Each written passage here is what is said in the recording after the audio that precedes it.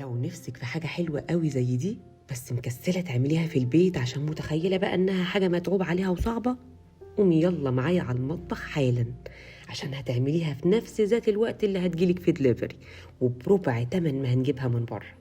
وهنعملها ببساطة بطريقة الأمهات، يعني بالكوباية من غير جرامات ولا عقد.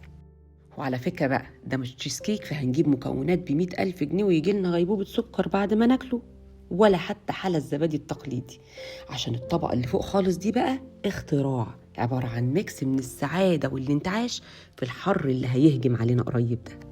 نبتدي بالطبقة الأولى. يلا بقى هاتيلي كوبايتين بسكوت شاي مطحون من أي نوع تفضليه، مش هتفرق. اطحني في الكبة، ولو مش عندك كبة ولا يهمك خالص، حطيه في كيس من أكياس التلاجة ودقي عليه بأي تقل، أو حتى اطحنيه في الهون، بس اوعي تنسي تغلفيه بأكياس لو دقيتي فيه توم قبل كده.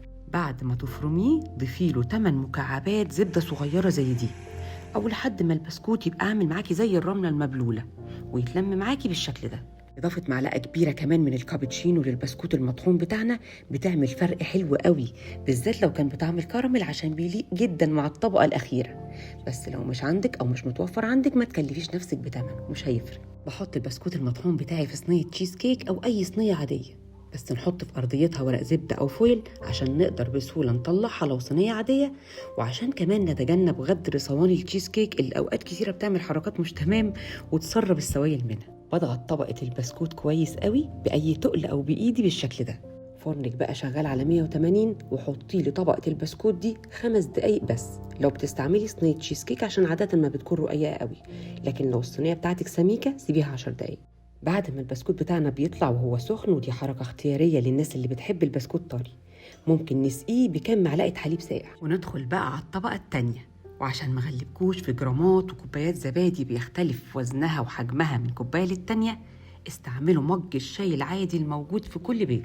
في الخلاط هحط 1.5 كوباية زبادي، عليهم 1.5 كوباية حليب بودرة، وربع كوباية سكر. قلليها أو زوديها براحتك، بس ده أظبط عيار يعمل معاكي توازن مع باقي المكونات. الناس اللي بتحب القهوة تقدروا تضيفوا معلقة كبيرة من الكابتشينو ونقطتين فانيليا، واضربي الكلام الجميل ده كله في الخلاط لحد ما يبقى قوامه متجانس كده، فأقوم نازلة بيه على الطبقة الأولانية بتاعت البسكوت. ارجع تاني أدخله على نفس الفرن على نفس درجة الحرارة لمدة 10 دقايق، واطلعه هلاقيه مسك نفسه بالشكل اللي قدامك ده. فاروح احضر طبقة الانتعاش الأخيرة، ودي عبارة عن 2 كوبايتين من الكولا عليهم ظرفين كريم كراميل، وبعدين اروح ادوب معلقة صغيرة من الجيلاتين، ولو مش متوفر عندك ممكن تستبدليه بمعلقتين صغيرين من الجيلي بس يكون بنكهة شفافة وضعيفة زي مثلا المشمش او الاناناس.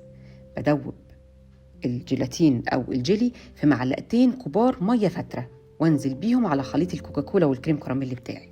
هقلب المكونات دي كلها مع بعض وارفعها على النار مع التقليب المستمر، واول ما يغلي الخليط هشيله من على النار على طول، ما استناش يغلي كذا مره. بس نخلي بالنا لازم نحط معلقه في نص الطريق ما بين خليط الكولا وطبقه الزبادي علشان ما ينزلش مركز ومع السخونيه يخترق طبقه الزبادي، فما يبقاش الشكل سموث كده وناعم في الاخر. هدخل الكلام الجميل ده بقى التلاجة لحد ما الطبقة اللي فوق دي تجمد، ما بتاخدش وقت كتير، وبعدين هطلعها من القالب وأقطعها، وهتطلع معايا قطع متماسكة وطبقات بنكهات مختلفة بالشكل اللي يجنن ده. خدي لك كم مكعب صغنن كده جنب كوباية الشاي وافصلي عن وش العيال ثواني وادعيلي، بس خلي بالك حددي عدد القطع عشان شوكة هتجر شوكة ومش هتوقفي، وانا مش مسؤولة بقى عن التخن اللي هيحصل بعد كده.